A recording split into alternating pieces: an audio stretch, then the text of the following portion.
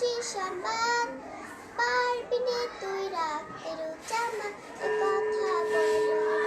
পারবি নে তুই রাখতে রোজামা, এ কথা বলো না। এমনি করে কতবার রোজা রাখা হলো না। Thank you.